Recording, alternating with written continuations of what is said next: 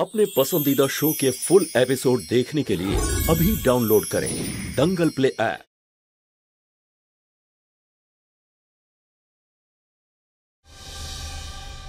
এই টাকা, ঘরবাড়ি, সম্পত্তি আমি কিচ্ছু চাই না, সব তুমি রেখে দাও, কিন্তু আমার গুড্ডুর জীবন থেকে চলে যাও। আমার কাছে আমার গুড্ডুর থেকে বেশি কিচ্ছু নেই, কিচ্ছু চাই না। মা মা আপনি কেন বুঝতে চাইছেন না? আপনি বলুন না, একজন মহিলার কাছে তার স্বামীর চেয়ে বড় কিছু হয় না। আমি তো ওর স্ত্রী, আমি কোথায় যাব আর কেনই বা যাব? আপনি বলুন। আমি আজ ওকে দেখে তবেই যাব, আর ওকে দেখবার জন্য আমাকে কেউ আটকাতে পারবে না, আপনিও না। ললিতা দেবী,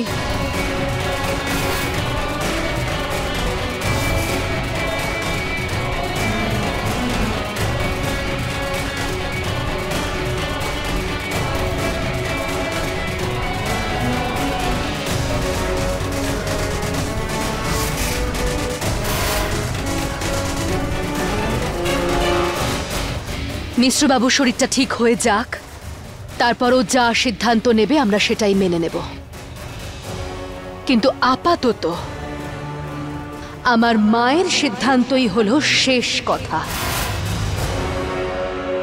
রঞ্জু মিশ্র, গুড্ডুর ওপর খুব অধিকার ফলাচ্ছ না? কান খুলে শুনে রাখো, গুড্ডু আমার ছিল, আমার আছে, আর আমারই থাকবে।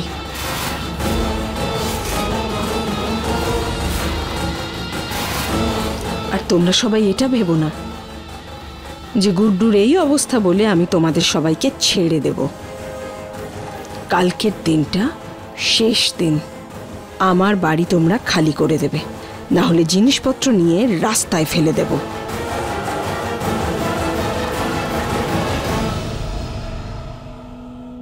এখনো একটা সুযোগ দিচ্ছি, তোমরা চাইলে বাঁচতে পারো। এই শহর আর গুড্ডুকে ছেড়ে দিয়ে চিরকালের জন্য চলে যাও। সিদ্ধান্ত তোমার হাতে, বাড়ি চাই নাকি গুড্ডু মিশ্রকে?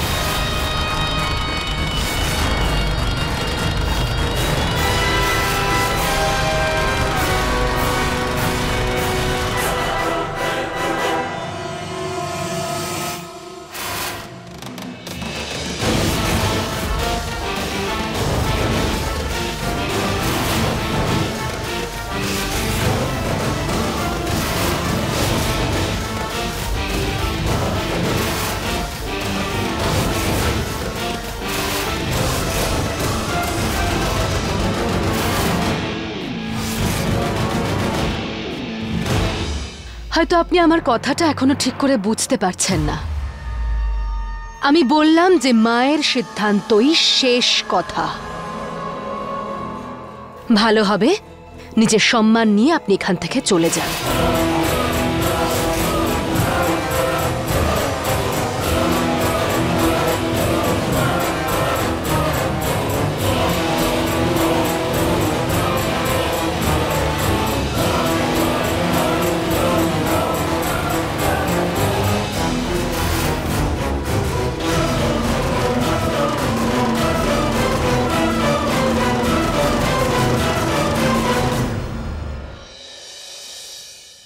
বাবা একবার ফোন করে দেখ না ওখানে কি হচ্ছে।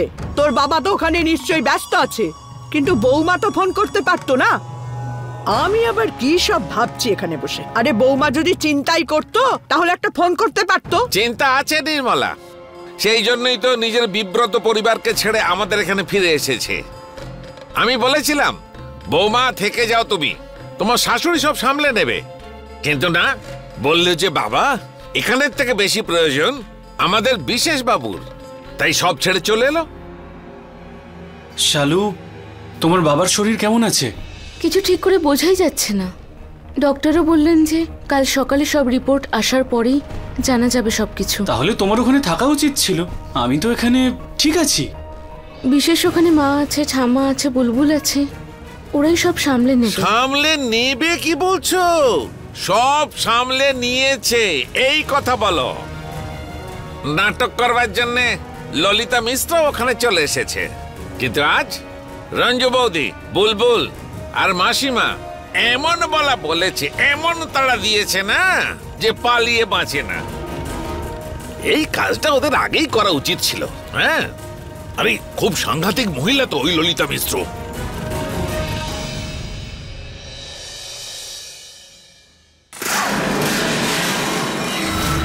ওই 2 টাকার লোকগুলোর এত বড় সাহস যে আমাকে আমার সোনাবাবুকে দেখতে পর্যন্ত দিল না।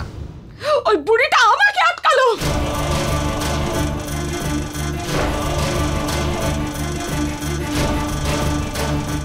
ললিতা, তুই নিজেকে কষ্ট দিয়ে কিচ্ছু লাভ করতে পারবি না। কষ্ট যদি দিতেই হয় ওদের দে, যারা তোকে অপমান করেছে। ওদের অহংকার চুরমার করে দে। ওদের এমন অবস্থা কর যাতে তোর সামনে মাথা নত করে এসে। হ্যাঁ মা, এবার সেটাই হবে। এতদিন আমি শুধু ওদের সহ্য করতে পারতাম না, কিন্তু আজ ওরা যা করলো না, তারপর ওরা আমার শত্রু হয়ে গেছে। আর শত্রুদের হারাতে আর তাদের শেষ করে দিতে আমি খুব ভালো করে জানি। এতদিন আমি শুধু ওদের মাথার ছাদ কেড়ে নিয়েছিলাম, এবার দেখো তুমি ওদের কি অবস্থা করি।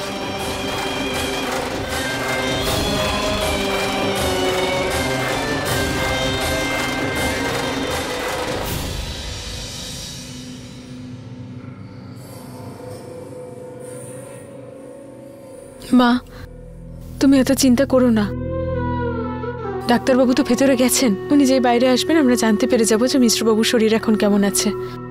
মুস্কান, যা গিয়ে ঠাকুমাকে এখানে নিয়ে আয়। চলো ঠাম্মা, ডাক্তার এসে গেছেন। হ্যাঁ ডাক্তার। মা, ডাক্তারবাবু।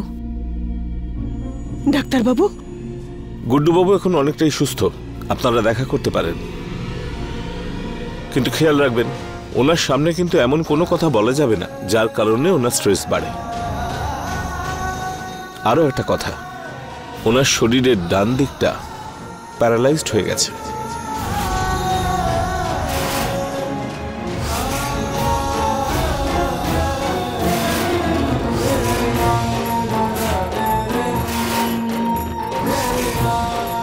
ঈশ্বরের অশেষ কৃপা যে উনি প্রাণে বেঁচে গেছেন। এত মারাত্মকভাবে সেরিব্রালটা হয়েছিল, ওনার প্রাণে বাঁচার কথাই নয়।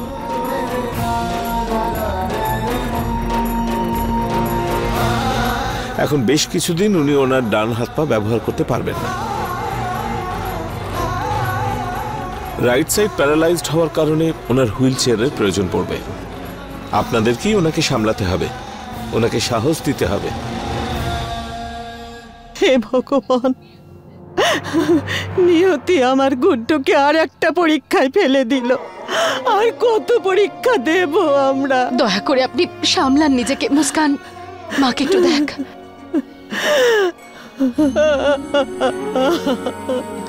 বৌমা, আমার গুড্ডু নিজেকে কি করে সামলে নেবে? মা, সামলান দয়া করে নিজেকে। আপনি যদি ভেঙে পড়েন তাহলে ওকে কে সামলাবে বলুন তো?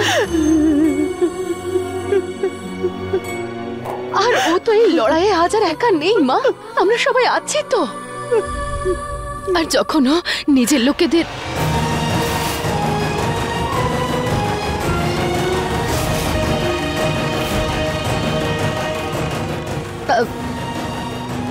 কাছের মানুষ, মানে আমি বলতে চাইছিলাম যে যখন ও আপনাকে পাবে আর নিজের কাছের লোকেদের পাবে, তখন ও এমনি তাড়াতাড়ি সুস্থ হয়ে উঠবে মা। আমাদের তো শুধু ওকে এইটুকু বোঝাতে হবে মা, ও না কোনোদিনও আমাদের বোঝা হয়েছিল আর না ভবিষ্যতেও আমাদের বোঝা থাকবে। আর রইল কথা শান্তিনিবাসের মা, তাহলে শান্তিনিবাস তো সেখানেই তৈরি হবে যেখানে শান্তি দেবী থাকবে। আর এই ইট, দেওয়াল, এই বাড়ি, এগুলোর কি মূল্য মা? এগুলো তো যে কোনো সময় কেউ কারোর থেকে কেড়ে নিতেই পারে। কাল আমাদের ছিল, আজ এটা ওর, আবার আগামী দিনে হয়তো অন্য কারোর হয়ে যাবে। কিন্তু মা, একটা জিনিস যেটা আমাদের থেকে কেউ কাটতে পারবে না, সেটা হলো আমাদের ভালোবাসা আমাদের বিশ্বাস, আমাদের পারস্পরিক সম্পর্ক, আমাদের পরিবার মা, এটা আমাদের থেকে কেউ কাটতে পারবে না। আর এটাই তো আমাদের আসল শক্তি। আর এই শক্তির ওপর ভর করে আমরা সবাই মিলে মিশ্রবাবুকে আবার সুস্থ করে তুলব। আপনি বিশ্বাস হারাবেন না। কি বললে? গুড্ডুর কাছে?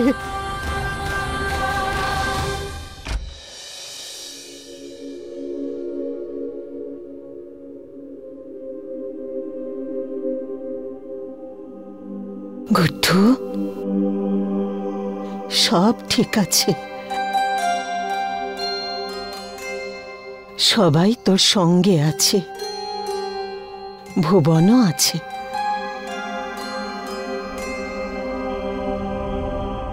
শালুও এসেছিল, ওকে বিশেষকে তো দেখতে হবে, সেই জন্য বাড়ি গেছে, আবার আসবে। আরে এখন থেকে তোকে আর অন্য কিছু ভাবতে হবে না, বলেছি তো, সব ঠিক আছে। শুধু তুই তাড়াতাড়ি ভালো হয়ে ওঠ। কে সামলাবে এইসব? তুই তো। না মা, আমি নয়,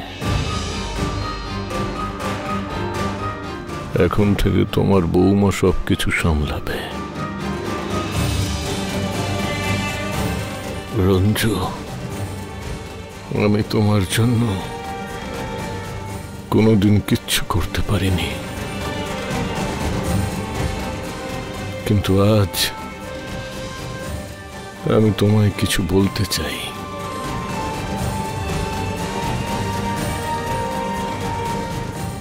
তোমার কাছে কিছু চাওয়ার আমার একেবারেই কোনো অধিকার নেই, তাই ধরে নিতে পারো তোমার কাছে আমি ভিক্ষে চাইছি। তুমি যা বলতে চাও বাড়িতে গিয়ে আমরা সব শুনবো, এখন তুমি একটু বিশ্রাম করো। না রঞ্জু, আমার কথাটা শেষ করতে দাও। এই বাড়িটার গেটে ললিতা নিবাস খোদাই করা আছে। এই বাড়িটা আমি আমার মাথার ঘাম পায়ে ফেলে তৈরি করেছিলাম। কথা দাও আমাকে, এই বাড়িটার গেটে ললিতা নিবাস নয়, শান্তি নিবাস খোদাই করা থাকবে। এই বাড়িটা আমার মায়ের নামেই থাকবে, শান্তি দেবীর নামে থাকবে।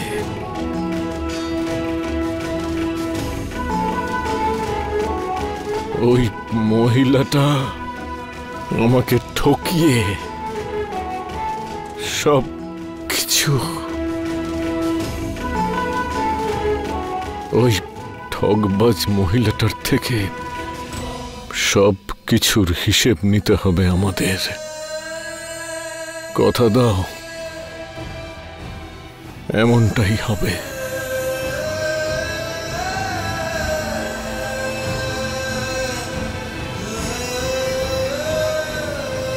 হ্যাঁ রে বাবা, যেটা সত্যি সেটাই হবে। এ লড়াই তোর একার নয়, আমাদের পরিবারের সকলের, সবাই তোর সাথে আছে।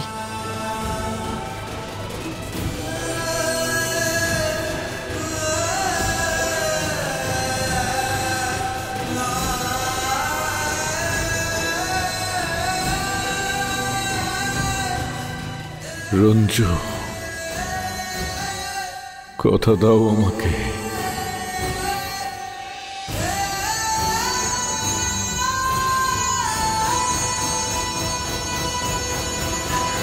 তোমার মধ্যে আমার মায়ের প্রাণ লুকিয়ে আছে। মা বাবাকে দেওয়া কথা এতগুলো বছর ধরে পালন করে আসছেন, একটা অভিযোগ পর্যন্ত করেননি। মায়ের তপস্যার একটু ফল তো আমিও পাবো, তাই না? যতই হোক মায়ের বৌমা তো।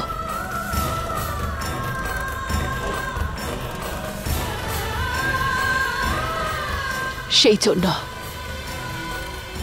আজ আমি মায়ের মান রাখতে তোমাকে কথা দিচ্ছি যে আমি রঞ্জু মিশ্র তোমাকে তোমার অধিকার আবার ফিরিয়ে দেব।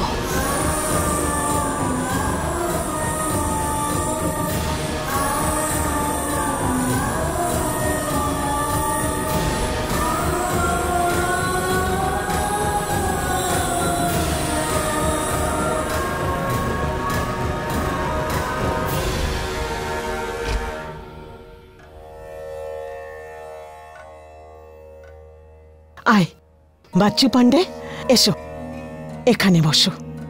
এই দেখ বাচ্চু, বাচ্চু পান্ডে তোর ছোটবেলার বন্ধু। আর গুড্ডু বাবু, শরীরের কি অবস্থা করেছো বলো তো? একটা কথা বলবো বন্ধু, এসব নাটক বাদ দাও আর তাড়াতাড়ি সুস্থ হও। আরে তোমাকে এরকম দেখতে ইচ্ছে করছে না।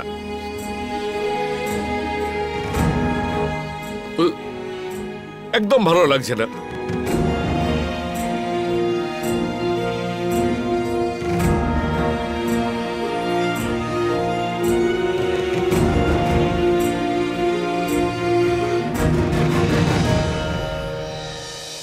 আরে ললিতা দিদি, আমি বলছিলাম কি, এই রঞ্জুদিকে না নিঃশ্বাস নিতে সময় দেবেন না। আরে দূর করে দিন এই বাড়ি থেকে। আমি তো বিশেষের অবস্থা থেকে চুপ করে আছি, এখন ওর শরীরের অবস্থা অনেকটা ভালোর দিকে। আজই আমি শালুর কাহিনী শেষ করব। আপনি ঠিকই বলছেন নির্মলা দেবী, আমার ওদের নিঃশ্বাস নেওয়ারও সুযোগ দেওয়া উচিত নয়, না হলে ওরা ঠিক কোনো পথ বের করে ফেলবে, সেটা আমাদের জন্য ভালো হবে না। আপনি শুধু শালুকে সামলে নিন, ও আজকাল তো খুব বেশি লাফাচ্ছে, বাকিদেরটা আমি বুঝে নেব। কিন্তু যাই বল না, জানি ওই রঞ্জুর মেয়েরা কি মাটি দিয়ে তৈরি, যতই ভেঙে টুকরো করো না আবার জুড়ে যায়। এবার আর তেমন কিছু হবে না মা, এবার আর শুধু ওদের ভাঙবো না, এবার ওদের গুঁড়িয়ে দেব। এতদিন আমি একটু নরম করে খেলছিলাম, কিন্তু এবার আমি কতটা গরম হতে পারি সেটাও দেখাবো।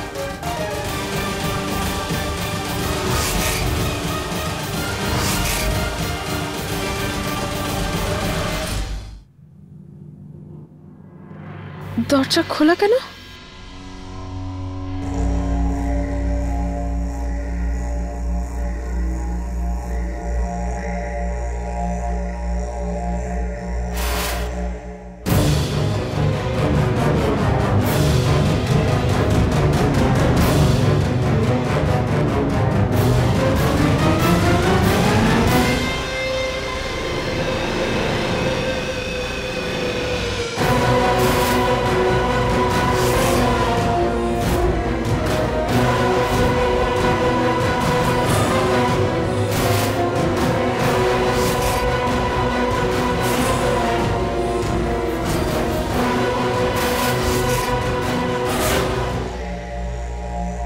টাইমস আপ, তোমাদের সময় শেষ। জিনিসপত্র নাও আর বেরিয়ে যাও এই বাড়ি থেকে।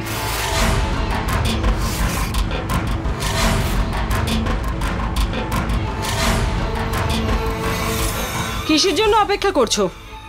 কাউকে ডাকতে হবে নাকি জিনিসপত্র বের করার জন্য? নাকি আমি ডাকবো আমার লোকেদের তোমাদের জিনিসপত্রগুলো রাস্তায় ফেলে দিতে?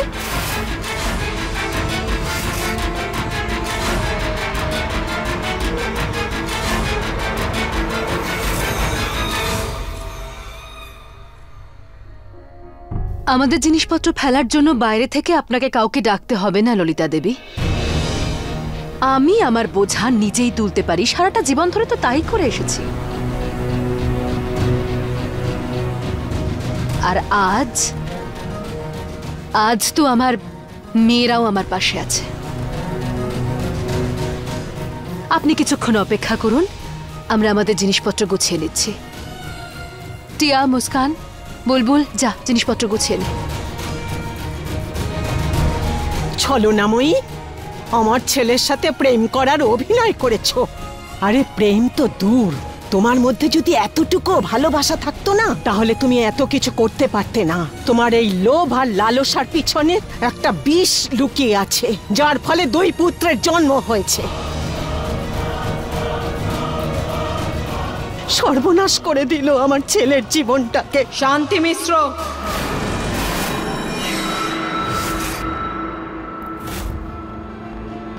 খারাপ লাগলো তো? মা বলে ডাকলে যেমন লাগতো তেমন তো লাগলো না। সেই জন্যই বলছি, আপনাকে এখনো যেটুকু সম্মান দিচ্ছি সেটুকু নিয়েই আপনি এই বাড়ি থেকে বেরিয়ে যান।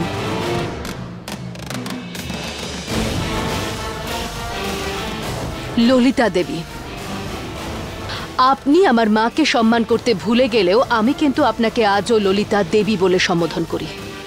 কিন্তু আমারও ধৈর্যের একটা সীমা আছে। আপনি আপনার সীমা ভুলে গেছেন, এমন না হয় যে আপনি আপনার সীমা পার করেন আর আমি আমার ধৈর্য শেষ করে ফেলি।